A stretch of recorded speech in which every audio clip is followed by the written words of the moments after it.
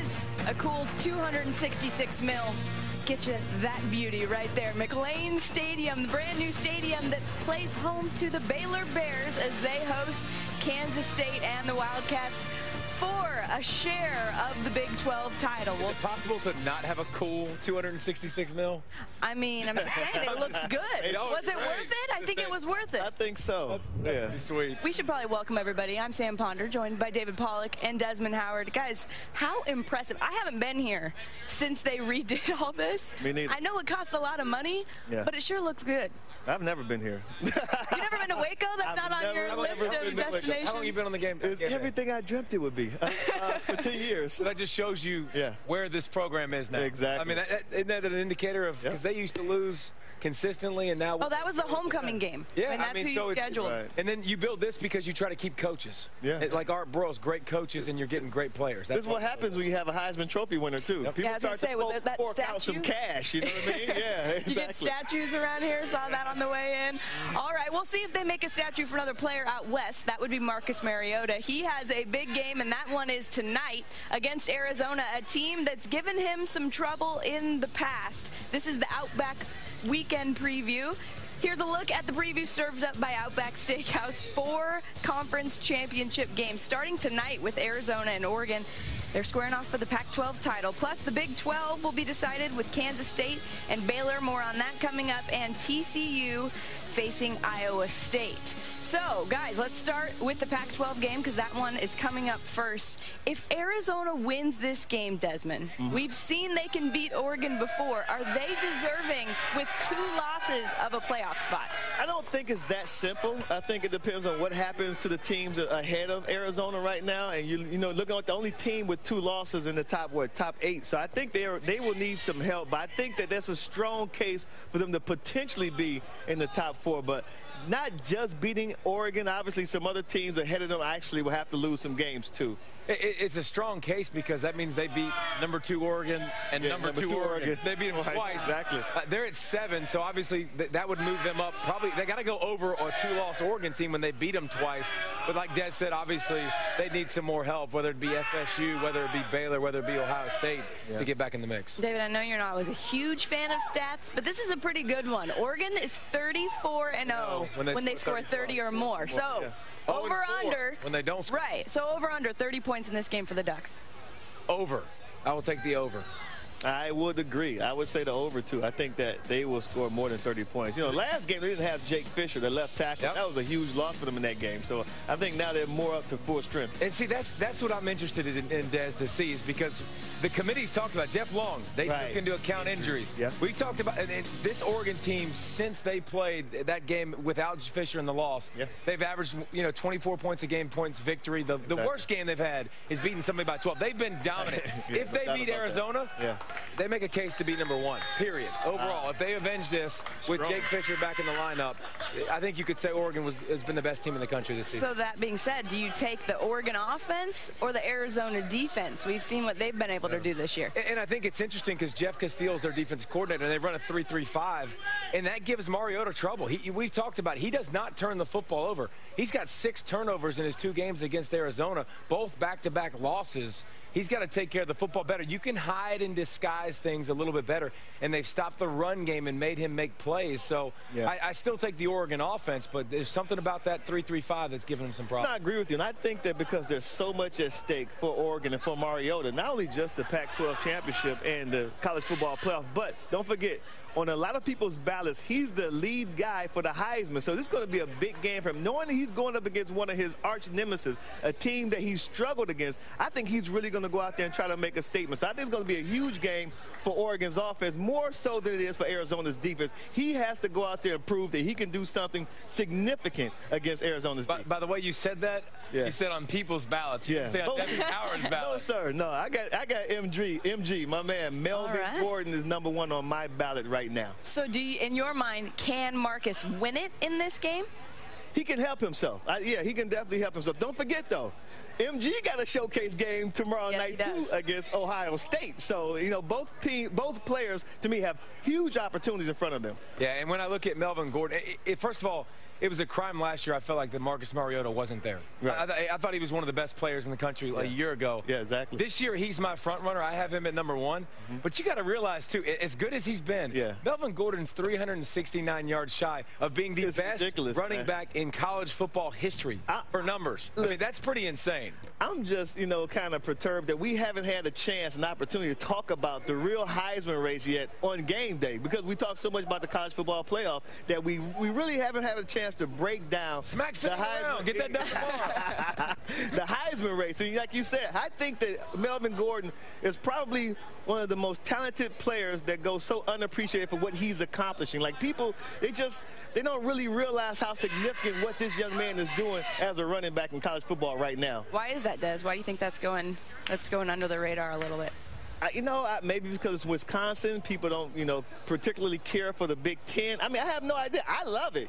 People in the know, they understand this guy's doing something significant. Even when he broke that record, I think that's when people say, wow, they have something special up there in Madison. This guy is a heck of a runner. We all already knew that. I can't account for why they didn't know. It's the people's fault. How about well, maybe it's Wisconsin, the SID. They need to get on their job, get your guy out there. And the record he's talking about, he broke the single-game rushing record. Right. And then the next week it gets broken. Right, but he broke it in 3 quarters. Didn't even see the 4th quarter. How about that? That's crazy. It's ridiculous. Had he played the 4th quarter, he would put that record so far out of reach. Who knows when it had been broken again? So he's a special talent. Let's talk about the people here. There's some talent here. Yeah. Does Baylor jump TCU with a win? I know that's what everybody's asking right now. David, start for me.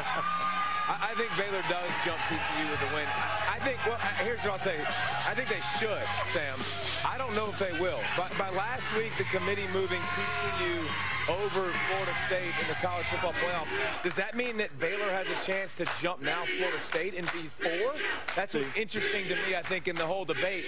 But I'm not sure I can put TCU over Baylor when I saw that game and it was head-to-head and they lost. And that's what I have a problem with. When you see, TCU at 3. Now, if TCU was sitting at 4, then I could probably see. Slide it up? Exactly, potentially. But now they're at 3. That means you have to jump Ohio State and Florida State to jump TCU. I just don't see that happening unless you slide TCU down a couple of notches too. So I don't know. This whole playoff committee, it's supposed to be transparent, but I need to start talking to some of the actual committee members outside of Jeff Long, because how do you guys even come to the point where the only undefeated team is ranked number 4?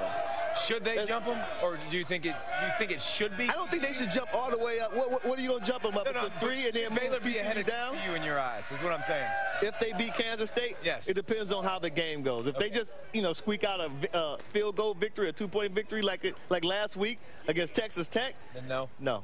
No. Let's say TCU just looks so-so against an Iowa State team that's struggled. Which is hard to do. Yeah. I mean, against an Iowa State team that struggled, Baylor blows out Kansas State. Yeah. Does Baylor jump ahead of both TCU and Florida State in your mind? See, I don't see them jumping ahead of Florida State if Florida State but if wins TCU out. already did.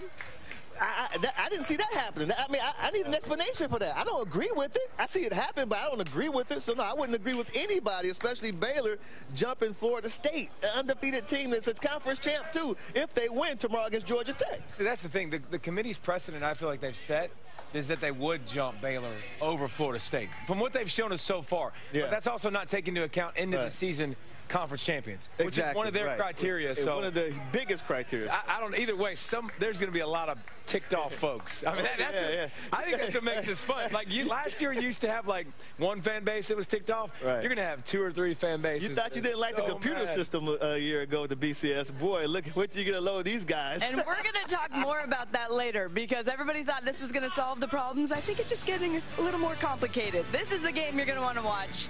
It's for all the marbles, of course, in the Big 12. To see if they can get a share of the Big 12 title, it's Kansas State and Baylor facing off as top 10 teams for the first time ever on ESPN Saturday night at 7:45. Coming up on College Football Live, can the Tigers roll the Tide? We let you know why Missouri might have a better shot at the upset than you might think.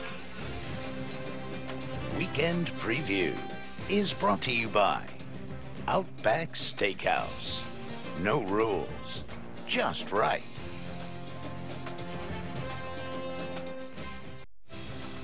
College Football Live is brought to you by AT&T. mobilizing your world.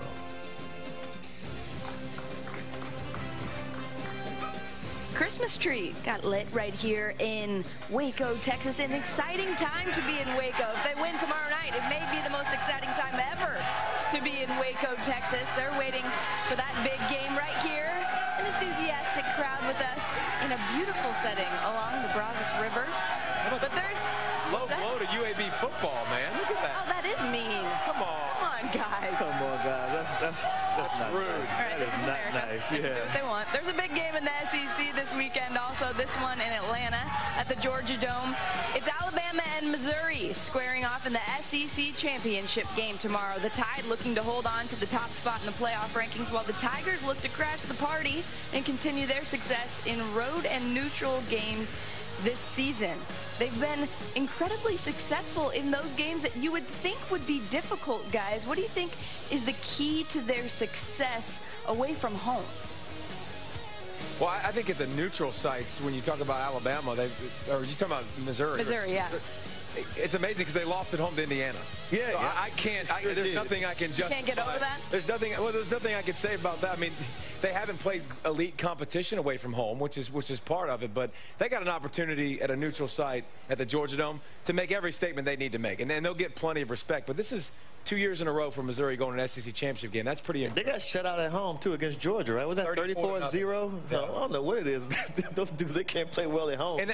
What's that all about? And they've got a great home environment, too. They really do. Doesn't make any we've been sense. down there several times. And those two games are the reason why that team will not be in the college football playoff discussion. Yeah. When you get dumped by Georgia 34-0. And beat by one of the worst teams in the Big Ten, in Indiana. Yeah. And they doesn't played help better. Your cause at all. They played better. And listen, they were without one of their best players in the Indiana game. I get it, but you're still supposed to beat Indiana. Exactly. But still, remember just a few years ago when everybody said Missouri wouldn't be able to hang in the SEC? I know, they were just a Big 12 team, yeah, and they weren't going to make it. They should distinguish Great themselves. point. SEC East. Great point. Big difference. Oh, see, now they start to try to divide exactly, it up. Now, right. Versus No, we're the just the SEC West. is the most dominant conference. No. They're the SEC How long East. have we been ripping on the SEC East? I rip on the SEC, period. I say they're top heavy. Point blank. That's it for me. Everybody talk about the SEC as a dominant conference. No. Count everybody. They're top heavy, and the top heavy teams are dominant. Better then. Better? I don't know if there's a better, but they're not the best. They're a good conference. Not the whole conference, in my opinion. It's not the whole conference, in my opinion. Let me rephrase that. Okay. Their whole conference isn't a dominant conference. They're not the best conference. Now, so what whole conference is a dominant? I guess the ACC is the best conference. They got the best team, right? The only undefeated team, the national champ, defending national champ. I guess the ACC. What conference? Oh, you could just say that's just Florida State. What conference is great top to bottom? I just top to bottom. What's the question? What conference is great top to bottom? If you say there is not a conference that's great top to bottom, right? And neither is the SEC. That's my point, right? Okay, good. We're on the same page. Let her ask the questions. Go ahead. Your argument is you're saying the SEC isn't that good top to bottom. No league is. I never said the best league. Right, but that wasn't the question. Everyone says they're the best conference. And when you say best conference, to me, that's the whole conference. That's what I'm saying. So they're not the best conference? They're not the best conference. No. They're just top heavy. The best conference probably be the ACC now. They got the national champs, only undefeated team in the FBS, right? All right. Let's talk about that team, the national champs, Florida State. Anyway, that even if they beat Georgia Tech, they're left out of the playoff conversation today. Disrespectful. That's just disrespectful. Now, talking about the conference, now if that was Alabama, if Alabama was undefeated and they were the only undefeated team in the FBS, would they be ranked number 4 in the country? Not a chance. No. Just total disrespect to the ACC and Florida State to have them ranked number 4. They're the only undefeated team in the FBS. But, but I guess that's perception. So. Well, now you're making sense to me. Now I'll jump on board and I agree. Because, of course, you're an SEC guy. No, I'm a football guy that speaks the truth. When you look at the ACC, it is down. Yeah. But here's the thing. Alabama lost to Ole Miss. Florida State continues to find ways to win. So I think they should be rewarded for winning. I know the schedule hasn't been super tough, but I still give them mad props for finding ways to win games over and over. They should put hashtag facts only by my name. But wait a second. Facts. Don't facts only. Okay, you guys want to talk about that, though. But then how can they not make the same argument for Baylor? If you win, who cares how you won? You won. And I think for Florida State, that's the same question people are are having. This is my problem with the whole process. Yeah. Obviously, it's subjective. So everyone's looking at every individual game with a different lens. And I don't think there's one way to get everybody on the same page with this. Of course not. That's ridiculous. No, but what are you talking about with Baylor, though? I'm confused what you're talking about with Baylor. So if they get that, when you get that win, how does that not make you better than that team? I don't. You're talking about like TCU. Yeah. Okay. Well, on the same token, then you lost to West Virginia. Right. So is Baylor better than West Virginia? Yeah, but under your circumstances, yeah, no. But under they your lost. Circumstances, no. Right. Because you said they beat TCU. So if they lost to West Virginia's better. I'm just saying, wins have to mean something. But so do losses. Wins should mean a lot. But losses have to mean something too. Right, and that comes into play when you don't win. That's when you start to split the hairs with the losses, who you lost to, where you lost, and things of that nature. Yeah. But if you have never lost a game, then you should be number one. That's the difference. It's a different argument. I agree with you on that. All right, one team that lost a game that's been pretty important across this season is Ohio State, losing that game to Virginia Tech. They would for sure be in this conversation right now, kind of on the outside looking in, but they take on Wisconsin, of course, in the Big Ten title game. Big question in this game is all about quarterback. Of course, we saw J.T. Barrett go down with the ankle injury. So, enter Cardale Jones. Desmond, you're laughing. Why are you laughing? Because of that infamous Cardale Jones tweet. Tell me you've seen that tweet. That's classic. I don't. What did I miss? Oh, okay. Well, we'll play it for you tomorrow. Oh no, is this not okay for you? Hey, make sure you look up that tweet. All right. So nothing to see here. What do you think Cardale has to show the committee in order for them to be in this conversation, Des? First and foremost, a W. They got to win the game, and I think secondly, he has to have a command of the offense. I think he has to go out there. You know, you hear about this criteria called game control. I think he has to control the offense and come away with a W. I don't think he can show much more than that as a quarterback. Get a win and control the game, and you should be okay. How tough is that, too, though? Your first start, huge. You got to control the game in the Big Ten championship game to give your team an opportunity to go to the Final Four. Yeah. That's it. That's all you got to do. You know those cupcake games every year that everybody opens up with the major programs? Exactly. Get your feet wet. The Navy game for Ohio State and J.T. Barrett this year. Yep. He doesn't get to do that. He's got to come in and look good immediately.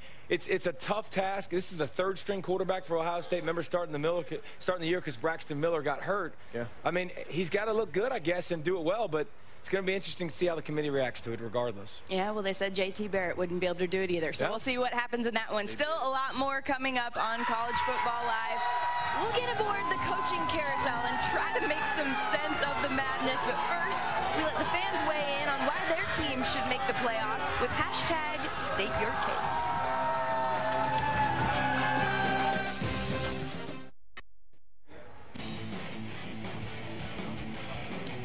The Florida Gators found their new head coach on Monday, hiring Jim McElwain away from Colorado State. Florida had to pay a total of $5 million for his services, the highest total buyout in college football history. Our friend Paul Feinbaum thinks he'll be worth every penny. I think it's a home run hire, and I think Jeremy Foley needed to make one after Will Muschamp's unfortunate 3 years, and I think he got one. Saban's first year was 500, and here comes Jim McElwain, and Alabama suddenly came alive, and McElwain had an unbelievable run at Alabama. I think he'll shake the SEC East up. I think it will be pretty quickly, and I think suddenly Florida will become a beast again in the SEC East. I got a comment about him. Are you guys shocked? Paul Feinbaum, like the Alabama guy? Is that shocking? I've never seen it. Very shocking. No. David, are you buying into the hype on this hire? I think it's a good hire. I mean, I think you got a good football coach that you saw lead a program. He's already had head coaching experience. He's a good offensive coach. He's familiar with the SEC, which I think is important so you can help the learning curve. He's recruited Florida. Yeah. I think priority number one, he's got to find a quarterback, Des. No doubt. And if he finds a quarterback immediately, he can compete in the SEC East tomorrow. Yeah, it's not a tough league to compete in. He could compete in it right away if he would do it. We know he can compete in the SEC East, no doubt about that. I think he'll be able to find a quarterback. He'll be able to develop a quarterback, too. You look at McElwain, what you hear about him is he's a very thorough coach. His teams are very prepared. Even his players, they say if we lose a game, it's because we didn't execute, not because we had any surprises. So you know that he knows how to organize a coaching staff. I heard that he likes to get coaches, assistant coaches who are very familiar with multiple systems. systems. So therefore, you're not blaming the players. You're tailoring your system around the players that you have. So to me, that's like he's not about excuses, you know. Yeah. Yes, I like that about him. He's going to get assistant coaches who are multiple, so that no matter what the cupboard looks like, he's going to put out there a competitive team. Especially, we know that there's a lot of good talent in the state of Florida. He'll have plenty of on that roster. Muschamp said that too on his way out, too. Muschamp said we got some talent here. There's a lot more coming up. Remember the old BCS, and people want to get rid of that? We're going to take a look at the BCS rankings and what they would be this year. Oh, the good old days. Uno.